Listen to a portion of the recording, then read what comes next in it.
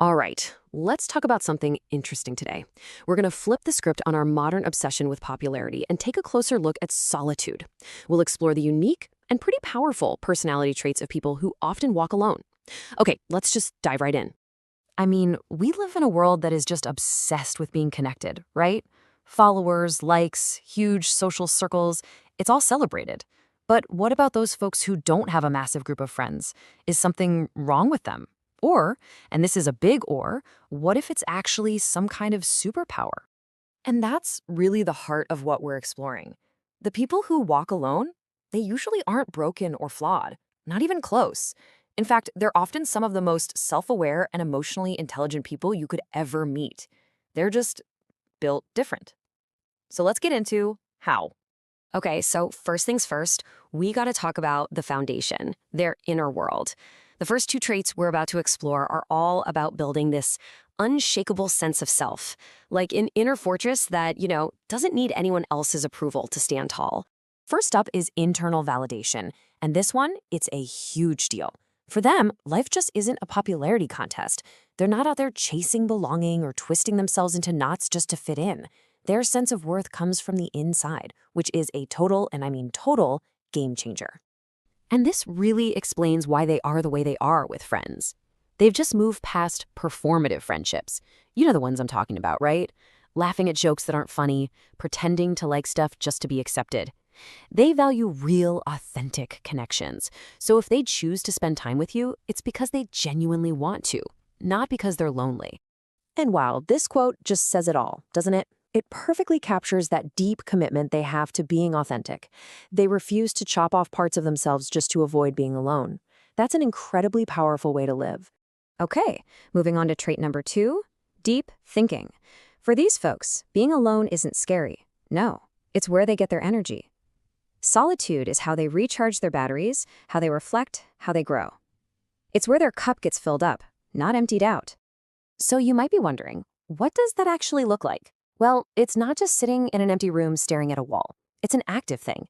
It's journaling your thoughts first thing in the morning, taking those long reflective walks to clear your head, or really, truly listening in a conversation instead of just planning what you're going to say next. They would much rather sit with a big, complicated question in silence than fake their way through meaningless small talk. So let's get one thing straight right now. It is a huge myth that these people are antisocial. They're not. They're anti-surface level. They're not avoiding people, they're avoiding the noise, the fluff, the superficial connections that don't really mean anything. They crave depth.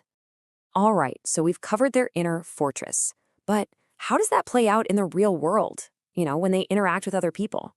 This next part is all about protecting their energy, which brings us to traits 3 and 4. This leads us right into trait number 3, having seriously strong boundaries.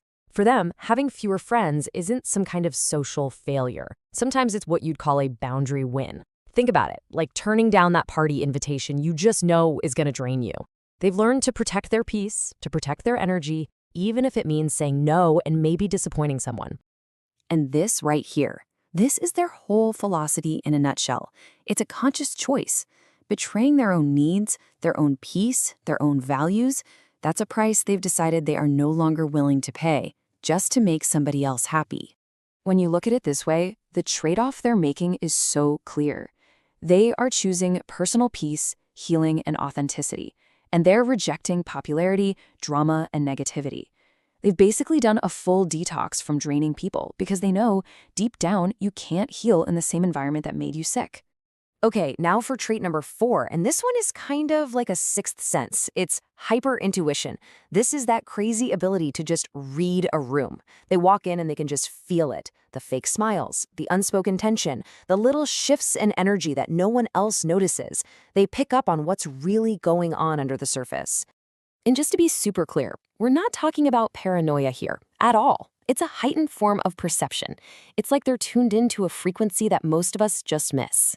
And this intuition, it's a powerful tool they use to steer clear of inauthentic or toxic situations. So, you've got this strong inner world, these rock-solid boundaries. Where does it all go from here? Well, that brings us to our final section and the 5th trait. And this isn't just another characteristic. It's the powerful outcome of embracing the first 4. It's the path of evolution. Let's just quickly see how it all stacks up, right? First, they find their worth from the inside. Then they use that alone time to grow. They build those boundaries to protect their energy, and they learn to trust that gut feeling. All of this just sets the stage for some really rapid personal change. And all of that, it leads to this, the fifth and final trait, rapid personal evolution.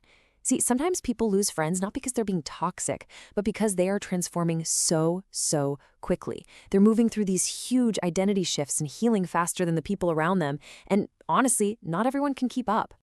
And you know what? That's okay. It's more than okay, it's a necessary part of the journey. They get that outgrowing people and places is just a natural part of getting closer to their true, authentic selves. They're not afraid to let go of the old to make room for the new.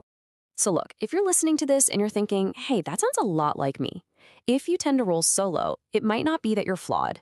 It might just be that you are self-sovereign, a deep thinker, a master of your own boundaries, hyper-intuitive, and you're just evolving at a pace your old environment can't keep up with anymore. And I really want to make this clear. This journey doesn't mean you're doomed to be alone forever. Not at all. What it really means is that you've stopped settling.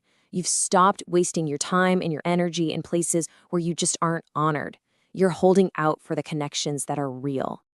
I'm going to leave you with this one last thought because it's just so powerful. It perfectly sums up everything we've been talking about. If people ever find you difficult, it might not be because you're hard to love. It's because you've become hard to manipulate. And that is a profound strength.